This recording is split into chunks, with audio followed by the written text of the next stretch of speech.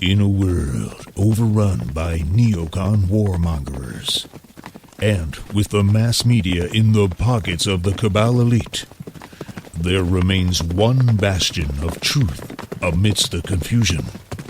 One beacon of light shining through the murky fog of spin and Islamophobic propaganda. That's right, it's the NP Radio Security Council, the final frontier in the fight for freedom and fairness. I give you the Security Council. أبدا لن نحيد أبدا لن نحيد أبدا لن نحيد عن خطى الإيمان. دربنا درب قويم دربنا درب قويم بالهدى القرآني. أبدا لن نحيد أبدا لن نحيد أبدا لن نحيد عن خطى الإيمان. دربنا درب قويم دربنا درب قويم بالهدى القرآني. سائرون في طريق الحق يا جند الله. Assalamu alaikum wa rahmatullahi ta'ala wa barakatuh. You're listening to Middle Path Radio. I'm your brother Ahmed, and with me in the studio is brother Zain. Assalamu alaikum, brother Zain. Wa alaikum salam. What's happening, bro?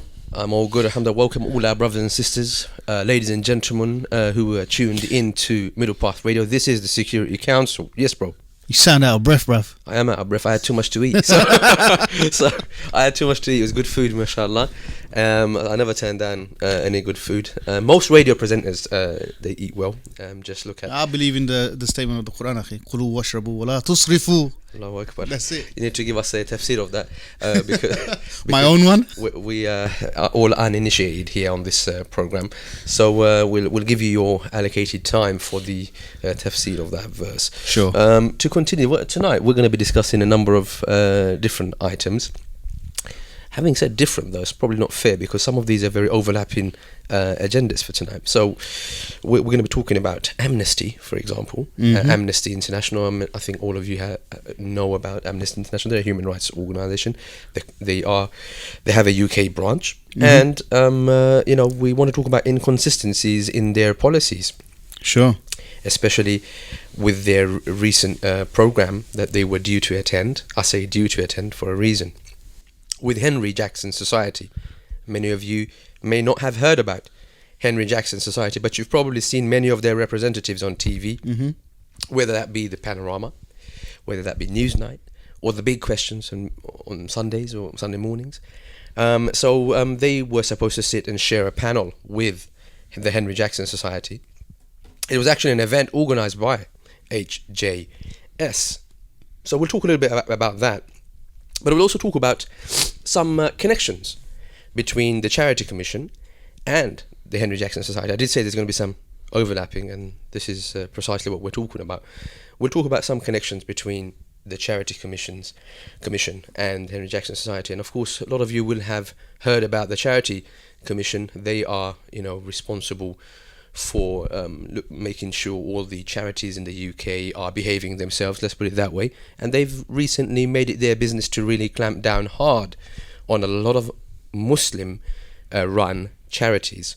So we'll look at how the Charity Commission has alleged connections with the Henry Jackson Society. And lastly, I think many of our listeners will be aware of I was going to say a gentleman, but you'd be aware of a man who was, a candidate for the Tory party in Dudley. A man who described himself as not being a Paki. And his name is Afzal Amin. So, you said I'm not a Paki, did he say that? Yeah, I'm not a Paki, am I? That's what he was saying. And he said that to one of the leading figures racism in the UK, Tommy Robinson. Well, he's right though, he's not a Paki though, is he? He's not a Paki, he's a coconut, isn't it? Oh, sorry mate. Let's compose ourselves again. Yep. So Afzal Amin, he's been suspended, I believe, from the Conservative Party. So he's been sacked, according to Mr. Producer. Sorry, I did say, Mr. Producer is always obviously on the show. I don't know why he doesn't turn He's a bit shy. He's a bit shy. He's a bit of an introvert. Yeah. Although he's got the biggest mic in the studio at the moment, he never uses it for some reason. That's just for deterrence, I guess. So yeah. Django. We'll be talking about Afzal as well. But also tonight at 9 p.m, just literally several minutes ago, an hour to be precise, there was a Twitter campaign to really expose Andrew Gilligan for his Islamophobia, and they were using the hashtag Gilligan Lies. That's Gilligan Lies, one word, hashtag Gilligan Lies. So we'll be looking at some of those tweets tonight and seeing what's exactly happened, because Andrew Gilligan has moved from individual to individual, from organisation to organisation, all within the Muslim community. Dare I remind everybody that that is a minority community in the UK. And Andrew Gilligan's made it his personal obsession, his business, and has made a career, really, out of smearing and mudslinging Muslim charities, mosques, Muslim organizations, imams, speakers, lecturers at universities, Islamic societies, Muslim students. You could name anything Islamic, you can say, and Andrew Gilligan's probably said something negative about that. So we'll be looking at some of those tweets tonight and see how things have unfolded on Twitter with regards to hashtag Gilligan Lies. I have to say in advance that tonight's program is going to be rather short. We'd like to challenge ourselves and see if we can squeeze everything in within the half hour. And I don't think that's going to be too difficult, because, as I said, a lot of these issues are actually quite overlapping. Over to you, Brother Zain. While I bring up some of these fantastic links and articles that I normally have prepared tonight, we're going to be reading a few from them. Number one is going to be 5pillars.co.uk. If you haven't already bookmarked that, that's 5 pillars. Okay, that's 5, number 5, Pillarz. That's right, it is Z. 5pillars.co.uk. So while you're getting that up, actually, I was going to ask you, while you said you got offended by this. I got offended. Yeah, it seems like you got offended by this guy. I never said that. No, but it seems as though you got offended by this guy claiming he's not a package to Tommy Robinson's. What's the big deal with that? I don't understand. I got offended. I never said I was offended at all. You I seem laughed like at it. I laughed really hard. What's at the that. joke, bro? Share the joke. I don't understand this. The joke is this. Obviously, you wouldn't understand. No. You share a lot in common with Afzal. I mean, Maybe I do. Maybe I do. Tell me what the joke is here. Alright, let's just. The joke is. I mean, here's a guy who's trying to develop some sort of relations with a known racist, the former leader of the English Defence League, Tommy Robinson. Why not? And one of the things that he ends up saying to this racist guy is that, well, I'm not a Paki, am I? Trying to prove his whiteness to the leader of the racist. He's saying he's not a Paki, meaning talk about don't call me a inferiority Paki. complex. No, don't call me a Paki. I'm Talk not a about Paki. trying to get into the pocket of the EDL. Talk about trying to make a career for himself in the Conservative Party, quite a right-wing political party, if I may say so. So that's one of the good ways to actually crack jokes like that. That will earn you brownie points, and definitely you can get places in those circles when you crack jokes like that. Are you satisfied with the answer, Brother Zain, or are you still? No, I still Or don't. should I give you the answer that Kay Burley got? But I'd rather not do that on air. You can try. Well, we'll have to move on. Well, that's really genuinely what I thought about Afzal Amin. So this man, Afzal Amin, as you get your little Twitter thing out, he apparently he colluded with Mr. Tommy Robinson and Majid Nawaz. Mr. Maggie, yeah. He colluded with this guy, and he wanted to be an MP, or was it an MP or a councillor? MP for Dudley. So he said to Mr. Tommy, let's do this. You organise a march by the EDL, and what I'll do, I'll come in and I'll say, stop that march, Mr. Tommy, and then I'll get the credit for stopping that march, and then I'll get voted in. Nice one. This is that kind of thinking, yeah. That's exactly what he was thinking. That's right. It was like orchestrating. I do apologise. I gave the mic over to the producer. He wanted to say something there, but I think he bottled it in the last minute. So,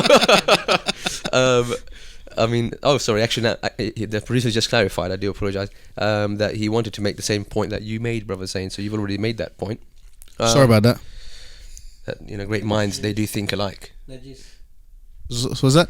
We were talking about Najis, the link between Tommy Robinson and the Afzal guy, who was the middleman, and that was from the Quillian Foundation. Very, very well pointed out, I have to say. Did you get that? I mean, Yeah. Elaborate on that a little bit for us and for our listeners. So Mr. Majid Nawaz Maggie, he Who actually is this guy? Mr. Nawaz is the he's the forerunner for the Quinlan Foundation currently. He's a forebearers of Monkeys and Apes. No, he's not. That's not the Monkeys and Apes guy. That's Osama, isn't it? His mate. Same clan. Same clan. Different name. Same ancestry. Same ancestry. So this Islamophobe Maggie Nawaz, he actually set this meeting up between Mr. Tommy Robinson and Afzal. Isn't it? What's his name? Afzal?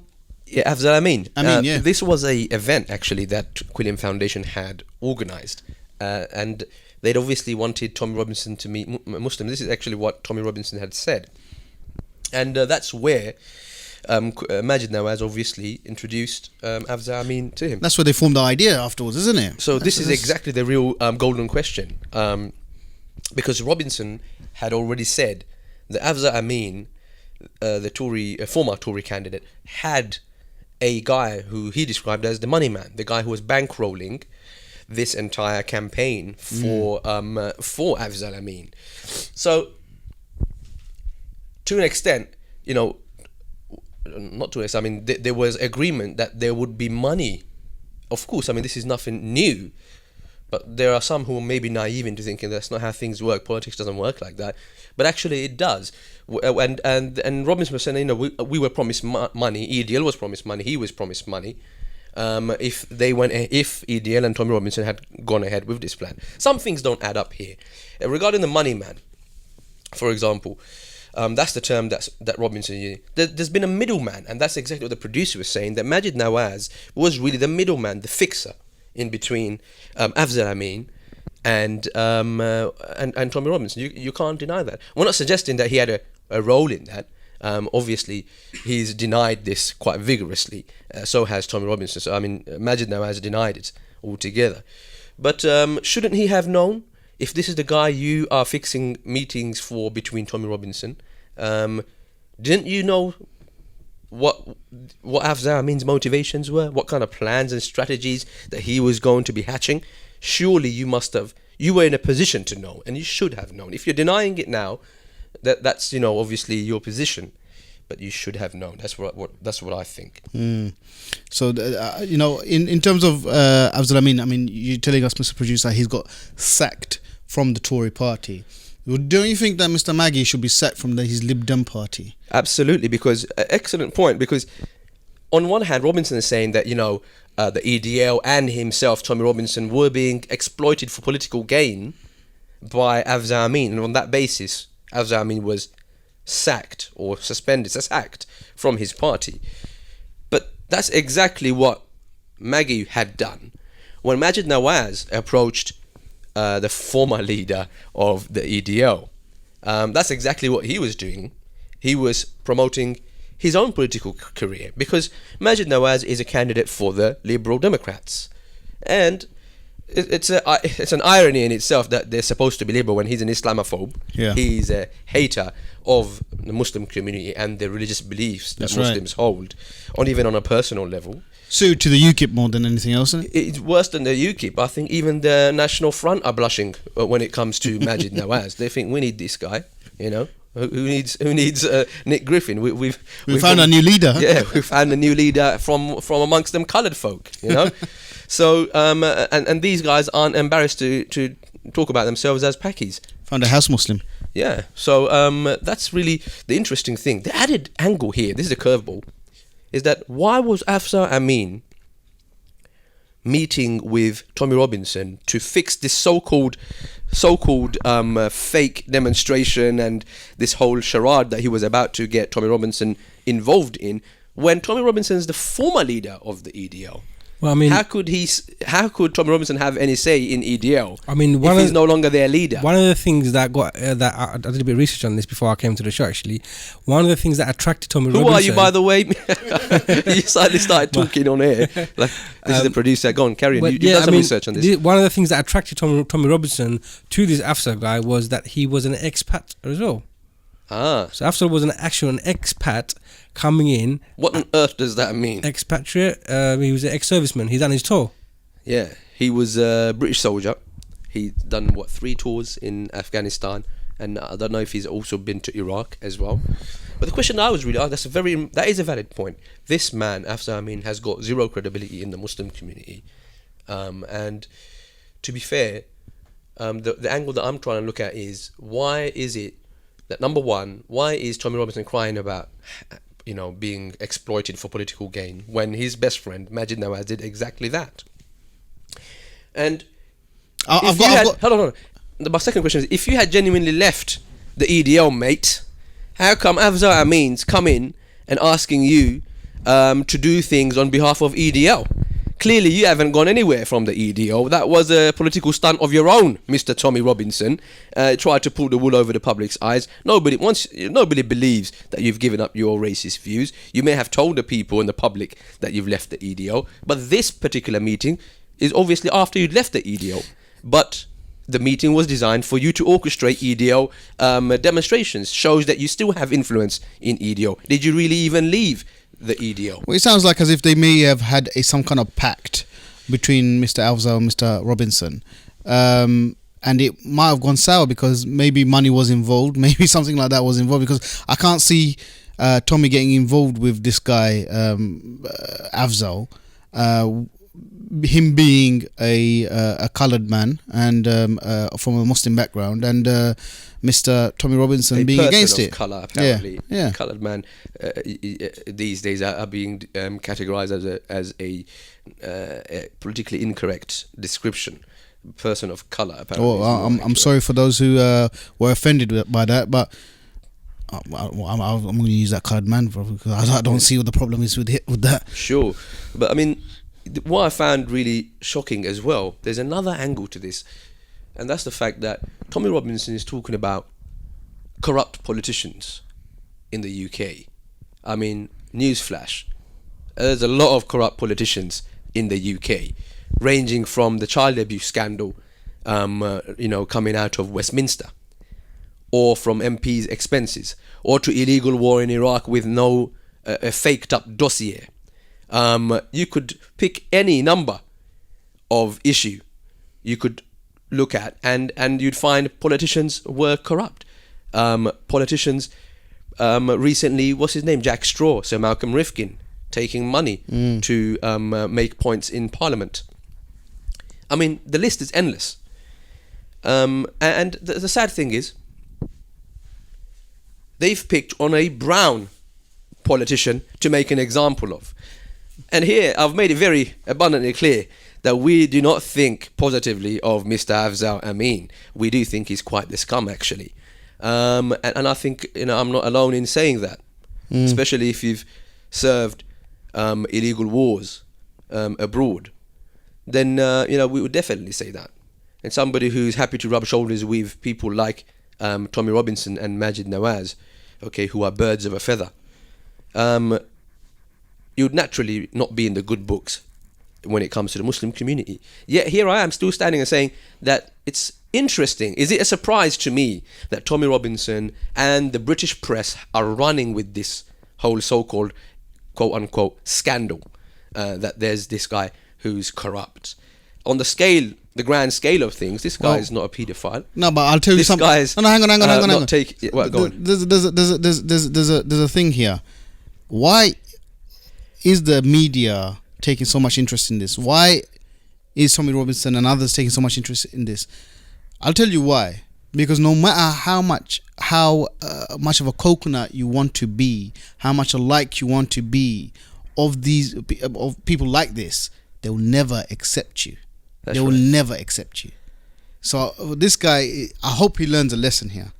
I hope he learns a lesson that no matter how much you want to be like them, no matter how much you do to pursue this kind of lifestyle of theirs in terms of this racist, Islamophobic kind of lifestyle, they're never going to accept you, mate.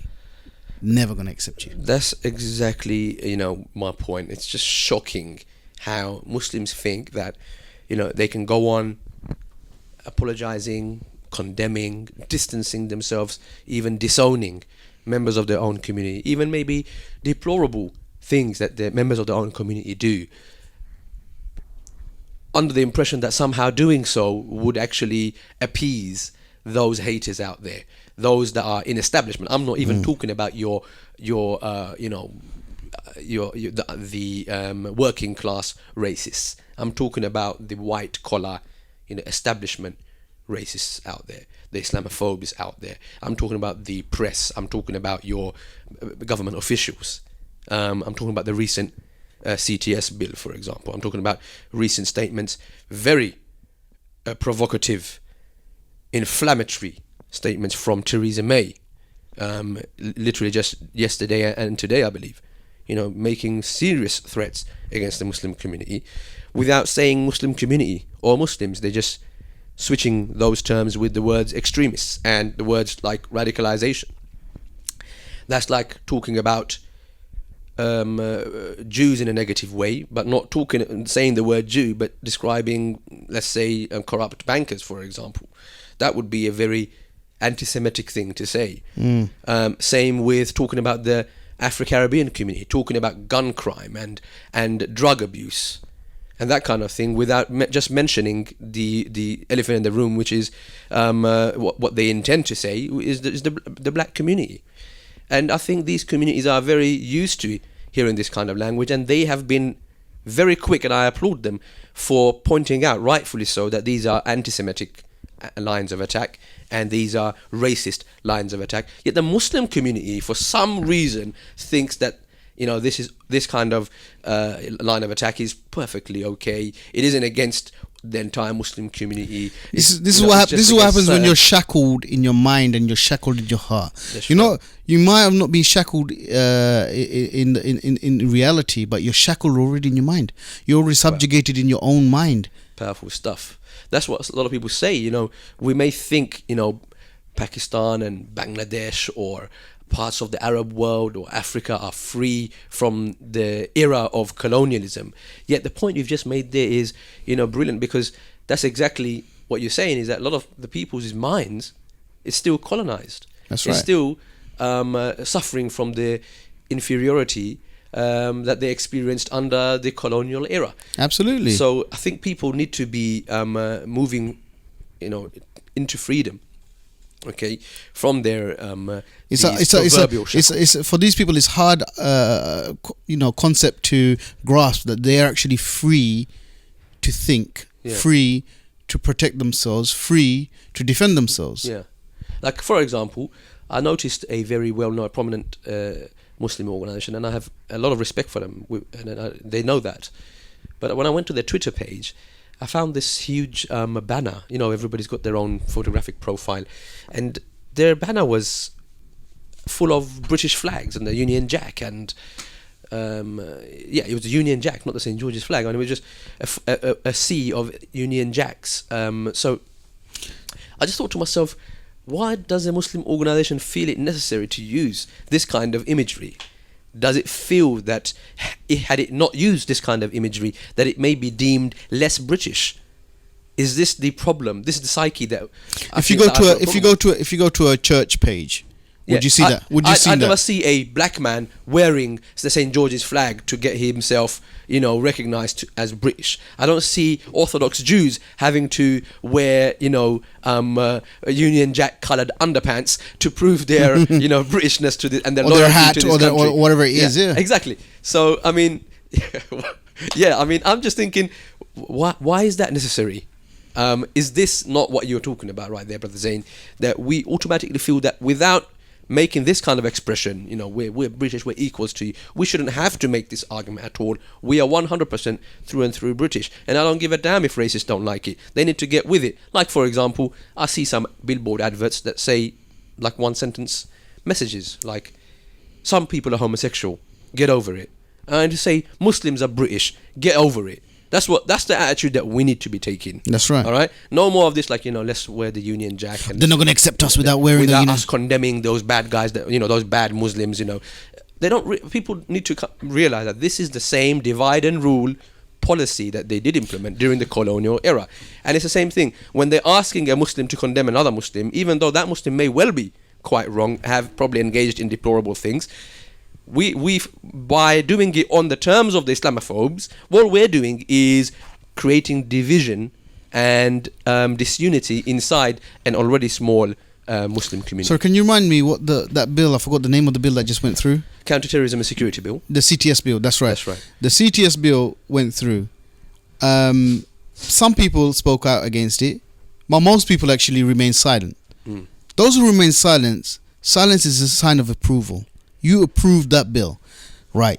The same government that you approved the bill now are saying, today I read, that they are proposing a new order to close down masajids. That's what Theresa May was talking about today. To close down masajid. This is part of it. Well, she didn't say mosques. She said extremist mosques, or mosques that invite extremists or hate preachers. Hold the phone. There is not even a definition. Have been able to make that point had she not put that in as a clause. Yeah, but there is not even a definition of what extremism is, and they can't really define it even now. It's like jihadi brides. Just today, I heard that, and I find a lot of us embracing these kinds of terminologies. They are pre-setting for us that are not even fully defined. They have no legal status. A lot of them, not all of them. No, hang on. A few of them. So would we call those victims? I apologize if I do offend people. Those victims of paedophilia, pedo brides, the pedophile brides. Would we say that? Pedo brides. Pedo brides. Those girls in Rotherham, they were pedo brides. Were they? We wouldn't say that. We wouldn't say that. So why is I made the same point today early on in another conversation. Yeah. I said, why do we use that terminology? Why do we say jihadi brides? These clearly, okay, let's talk about the ones that they've been talking about, which is those three young children that went to I thought I'd just remind everyone, Turkey, and was helped by the Canadian Secret Service, an ally of the UK Secret Service, to go into join ISIS or whatever they're saying. Joined.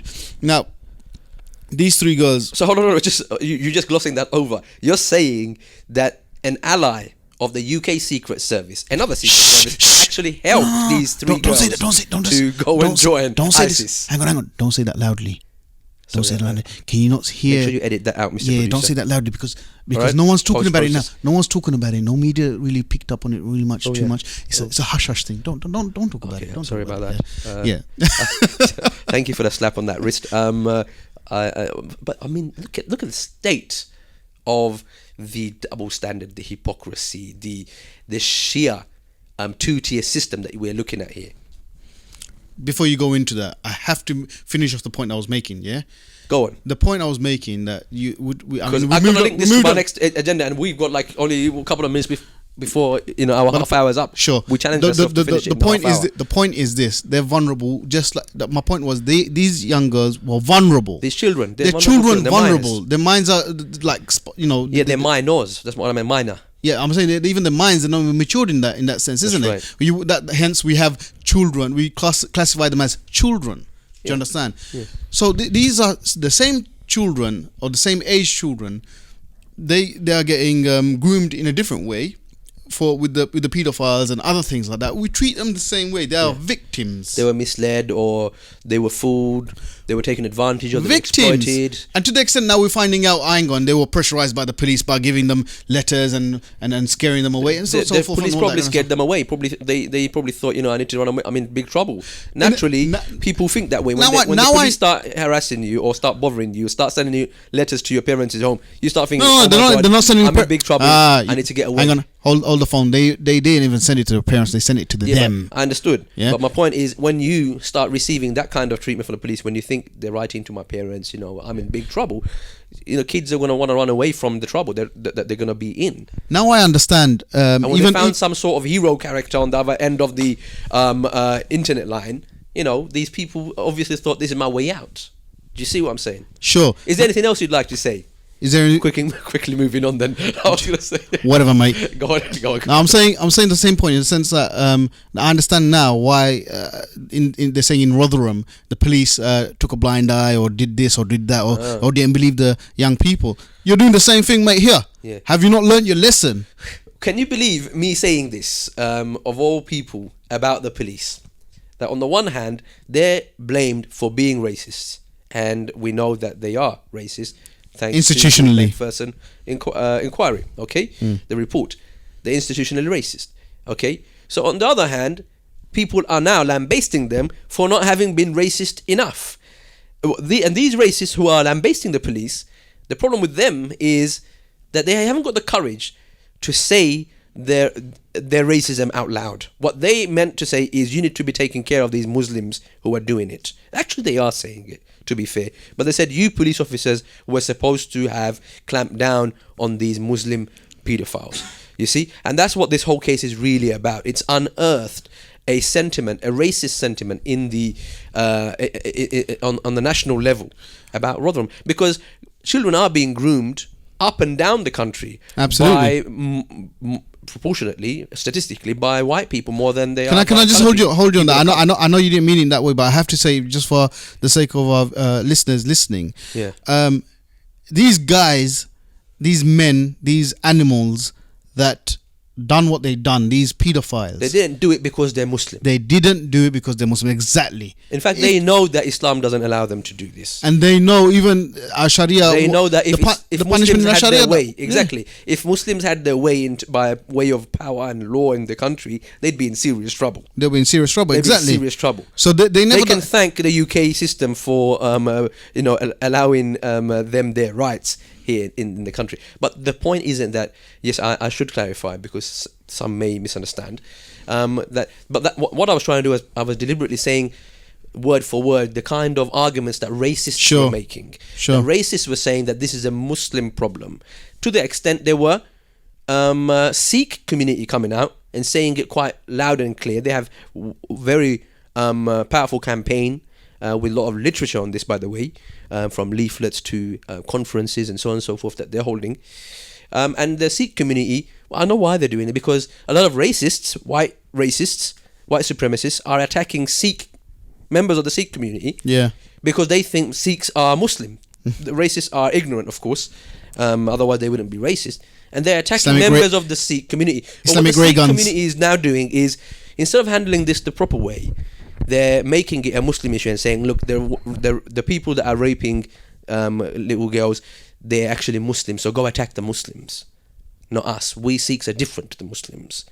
They've kind of bought the same racist rhetoric, even though they are victims of racism themselves. And it's a kind of really, a deformity that I really can't get my head around, that another minority community group would even make these kinds of claims against, say, the Muslim community here. Now, talking about racists, well, to be honest with you, we were talking about the Secret Service a moment ago, and how they actually helped these three girls cross over the border and go and help them to join ISIS, basically.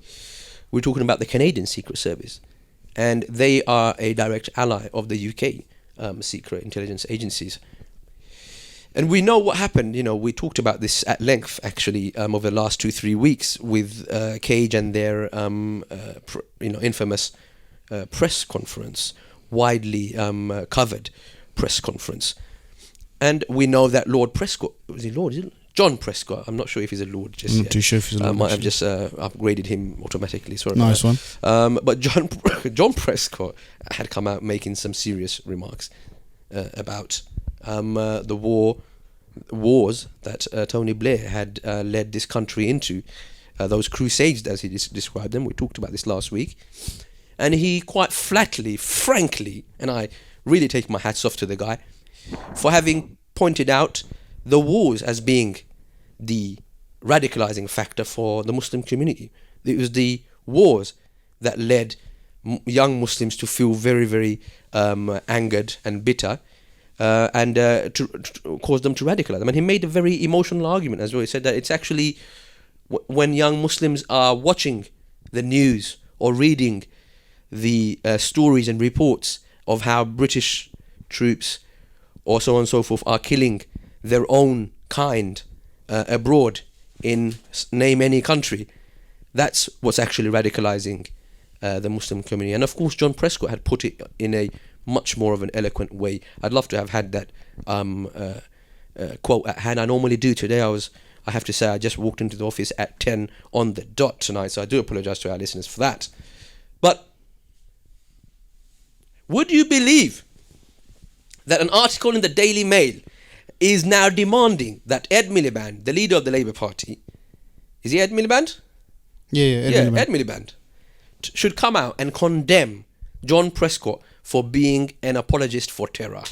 I didn't think Daily Mail could go to new depths, because I didn't think there was a depth of stupidity lower than the depth that they were already full retard. Yeah, they just went full retard. I mean, everybody knows you never go full retard. Okay, Daily Mail just went full retard. Okay, so the problem with I know from Abul Tahir last week and In the Deep Bains, who Abul Tahir trained last week, we thought, I mean, that was it. But then came this article, and I'm not even going to dignify it by giving you the contents of the article, but the general gist of it is that Ed Miliband must now condemn John Prescott for having said what he said, because that means John Prescott is a apologist for terror, just like they said with regards to Cage, which pointed out very similar truths, uncomfortable truths that the UK government and the authorities and services really should be addressing. Okay, now on that point, because we just mentioned Cage, there's a final story that I don't think we can go in detail, but there is a fantastic article I did already allude to earlier. Go for it, man. I did spell the URL wrong. I think they've adjusted it, because it did used to be 5 pillars with a Z. I think they've changed it to an S again, which is good. So anyway, go check out this article. I'm going to read a few quotes from here. If you remember Amnesty International, quite reputable, one of the most reputable probably human rights organisations that the people know of today. Internationally renowned. And they do some very smashing good work in the name of human rights. However, there's been some inconsistencies in recent times. And they caught our attention, my attention, and the attention of many, if you actually look at Twitter and the kind of questions that they've been posed there by members of the Muslim community. They've recently come out publicly to say that they distanced themselves from Cage, simply because of, I think, one of their spokesmen, whether it was Asim Qureshi, I believe, who, when he was asked about his personal opinion, and he wasn't speaking in his personal capacity, he was representing Cage, he didn't really actually go in, he didn't answer the question properly, and he didn't entertain the question, which was, will you condemn stoning women, or do you support stoning of women? It was something along this kind of facetious line of attack. And Asim Qureshi stayed above that, and he said, look, I'm not here to discuss my personal opinions in favour or against of the... He didn't answer neither here this way or that way. And obviously, automatically, the media, jumped on that and said, well, there you go, he supports stoning women to death or something like that. And it was actually more in line with asking his opinion of another person who said something about stoning. It was Sheikh Haytham al-Haddad, or Dr. Haytham al-Haddad, and he said, I'm not here to really talk about Dr. Haytham al-Haddad. He's not part of Cage. I'm here representing Cage. I can't really comment on that. So anyway, because of some similar words that he used, I'm very heavily paraphrasing here, guys. Amnesty International said that they would not share a platform with Cage, and they publicly distanced themselves from Cage purely on those comments, or the failure of Asim Qureshi to answer that question directly. And so that was like seen as some sort of a principled stance, and of course all the Islamophobes out there were applauding Amnesty International for this. And Cage, as far as I know, have done a lot of human rights work in the field of their expertise, which is dealing with victims of abuse in the war of terror, or war on terror, depends on which side of the political fence you stand on. And that's basically, as far as I know, Amnesty hasn't really supported Cage in any of those efforts that Cage has been involved in any of their campaigns with Cage. So I'm not really sure why Cage has come out to say that they're not going to share a platform, because they weren't really a huge, let's say, a joint partner in any of those Cage-related initiatives. So it was a bit of a surprise, but I guess it was pressure from some of the neocon organizations and individuals out there to get Amnesty, one reputable human rights organization, to discredit another human rights advocacy group. And that's exactly what was achieved when Amnesty International came out and said that we distance ourselves from Cage and that they do not share any platform with Cage. The irony of it is, only today, I believe, or yesterday, I think it's today, they were due to share a platform with the Henry Jackson Society. I'm going to quickly read a few lines from here, and we're going to have to wrap up the program with that. I'm sorry if we couldn't cover everything tonight, brothers and sisters, ladies and gentlemen, but I'm going to read from 5 Pillars here.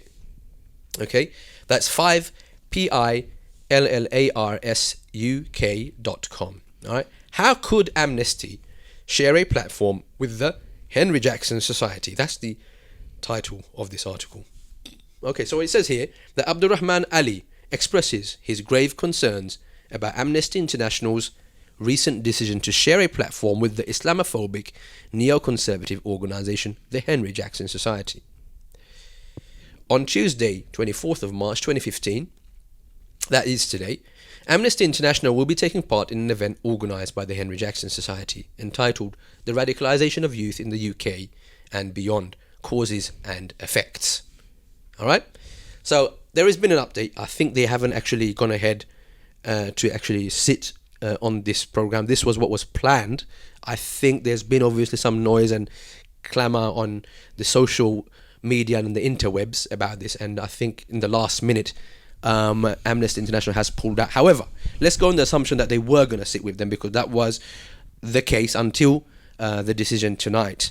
So Abbas Faiz, who is a senior researcher at the Amnesty International, will be sharing a panel with former Indian Foreign Secretary Kanwal Sibal, Managing Director of the Quilliam Foundation Harash Rafiq, and Director of Student Rights at the Henry Jackson Society Rupert Sutton.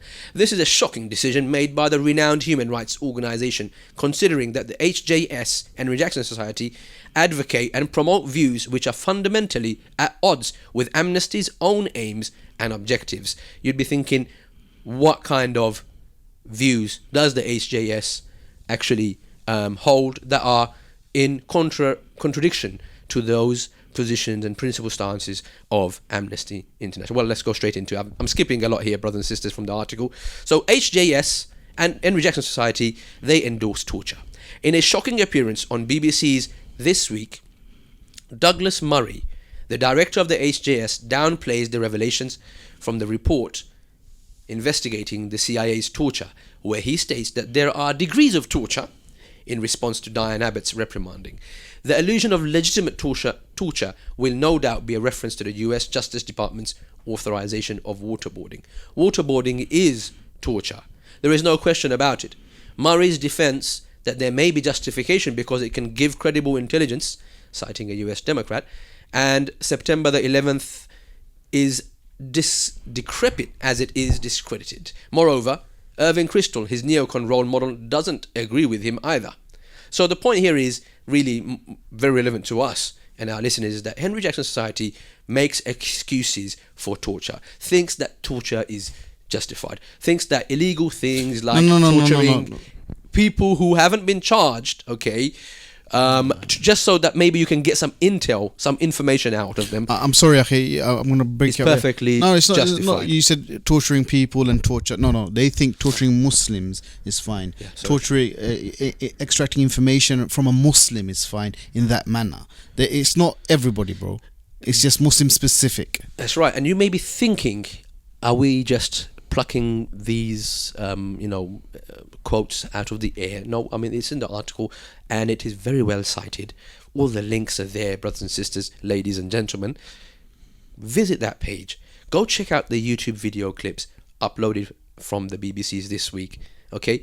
And there are a number of others. Here is a video of Vice President Jim Murphy, who is a founding member of the HJS, where he supports the concept of torture. So here you have Amnesty International pretending to be a reputable human rights organization, holier than Cage, to share a platform with them because Cage have somehow not given an adequate answer with regards to stoning women, which doesn't really happen in the UK where Cage is based, and the area of work that they work in. Yet on the same breath, they are willing to sit and share platforms with Henry Jackson Society. And I understand there's been an update where they've actually not sat today. I think it was a result of some of these efforts, the community effort from people who believe in human rights universally, shouldn't apply just to Muslim organizations. They have held Amnesty International to account, but the response that we've seen on social media from representatives of Amnesty International was quite unsatisfactory, because it didn't actually admit nor acknowledge that they are not sharing the platform with Henry Jackson Society on the basis that they actually support torture. Rather, they gave some other kind of ambiguous response as to why they'd rather give a written email form of a response instead of joining them on their Henry Jackson organized event. So this was something that was, I mean, these revelations, it's really, really quite embarrassing for Amnesty International, especially in light of their position against Cage. And I think Amnesty International have a lot to answer for here. And I would like for them to become a little bit more transparent and acknowledge the fact that it was a mistake for them to either say that they distance themselves from Cage for maybe personal religious opinions of members or spokespeople for Cage, or that that it was a mistake for them to share platforms or to agree to share platforms with Henry Jackson Society, a well-known Islamophobic outfit, okay, and one that actually justifies torture. So these guys are torture apologists. That's right. So, I'm looking forward to a statement soon from Amnesty International. I know there are people who are on Twitter.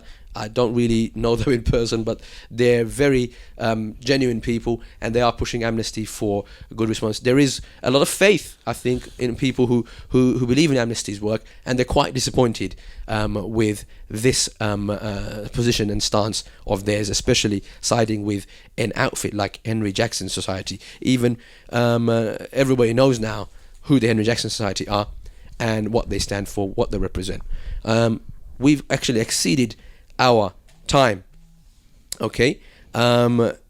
We can't really talk more, but there was so much to say about the Henry Jackson Society. For example, I wanted to mention Spencer, okay, Robert Spencer, and how Douglas Murray, one of the I would say main advocates for Henry Jackson Society, actually praises this man Spencer. But Spencer is a supremacist. He's a Islamophobe.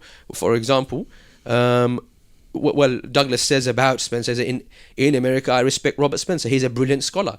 However, Spencer is an ordained Catholic deacon who is the main writer for the anti-Muslim website called Jihad Watch, and has been behind other websites named, astaghfirullah al-azim, and I can't give you, these are redacted and censored words, full word, Allah.com and Islam.com. This is Robert Spencer, a man being praised by Douglas Murray of the Henry Jackson Society. Are these the kinds of people that Amnesty International want to be associating themselves with and sharing platforms and attending events on their invite? I hope Amnesty comes out and it explains itself and distances themselves from. Yeah, and I have to say that Amnesty does do a lot of good work, and I hope that they learn their lesson from this little debacle. Yes, shenanigan, I was going to say, but and do carry on doing the great work that they have done in the past. Absolutely.